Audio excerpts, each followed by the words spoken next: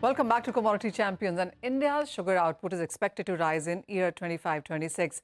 That will begin in the month of October. The U.S. Department of Agriculture's Delhi office projects that the sugar production could reach 35 million tons. This would be a rise of 26% from this year. This is thanks to the southwest monsoon received in key sugar-producing states in the previous marketing year. To discuss the outlook, joining us on the show is Kapil Nema. He's Deputy Executive Director, Sugar Business at Dalmia, Bharat Sugar and Industries. Thank you so much, Kapil, for joining in. First of all, this year and the next year and the kind of rise that we're looking at, how is sugar industry looking at these numbers? Thank you, Manisha, for having me again. Well, the numbers are looking positive, as you saw what USDA has given in their projected numbers. If you look at other consultants also, who are projecting, who has already given numbers for 25-26, it is, in the range of around 35 to 36 million tons.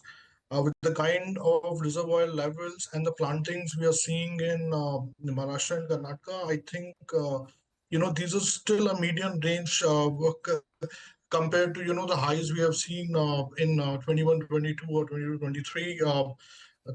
We are actually, looks like everything going fine. 35 to 36 million tons looks to be a possible range for next year.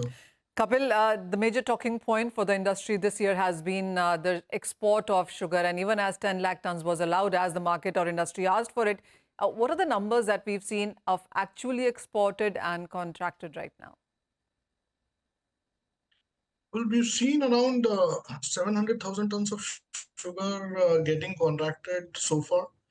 Out of a million tons, and out of around between 450 to 470,000 tons sugar already shipped, and another 50K is in process, in pipeline at the port, or moved from the mill and ready to be exported. A pace is a bit slow. Earlier we were expecting that by June I should fish the entire allocated quota. But looks like with the global volatility, things are going a bit slow, and we might take another 2 months to 2 to 3 months to finish the entire availability. Kapil, the other pain point clearly has been the rise in FRP yet again for a third straight year, but no increase in sugar MSP in sight. But even apart from that, ethanol really seems to be a bit of a concern, because the rice and maize guys really seem to be getting in more leeway of ethanol than the sugar people. Yes, and rice and maize has got a lot of attention. After apparent peaking out of the sugar distilleries, there was a major focus on rice and maize, and we are seeing the results.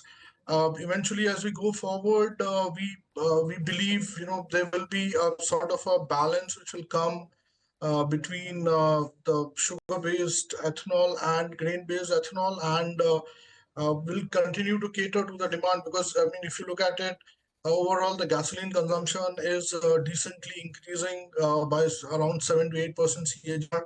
So the overall ethanol demand is going to increase, and kind of GDP growth we are seeing in India, ethanol demand is going to remain better and better. So yes, with FRP increasing in grain and sugarcane both, I think government is aware of this fact that they will have to at some point of time look into the ethanol prices to ensure that the ethanol sector gets its due returns when they're buying a higher feedstock, higher priced feedstock. Kapil, my last question is on the Sugar Control Act, and something that the industry most of the industry clearly has given a thumbs up to. It is already effective. How have you seen that impact on ground? Well, I think we will see the impact as we go forward. There's a lot of digitization which will be required to streamline the entire process. The first step was to bring the sugar mills online. Last, if I correctly remember, on 420 mills out of the 550 mills who are crushing are already online, who are submitting their monthly returns on through a digital platform. Once this goes through, the next step will be, to get all the other ancillaries also, where the whole data can find. And I think it's going to take time, but down the years, in 2 3 years, the overall idea of government looks like to have a dashboard or a data board ready, where on a daily basis you have the live update, so that the policies can be framed on a live manner, and there should not be delays in the policies, which should impact, which actually in long term will be very beneficial for. All right, that point is well taken. So a good year and even better next year. And with the government policies, there's a lot of transparency, digitization, as Kapil seems to be telling us. Thank you so much, Kapil, for joining us here at CNBC TV18 and making sense of a lot of things that really are going on in sugar and ethanol as a sector. With that, it's a wrap on this edition of Commodity Champions. News continues on CNBC TV18.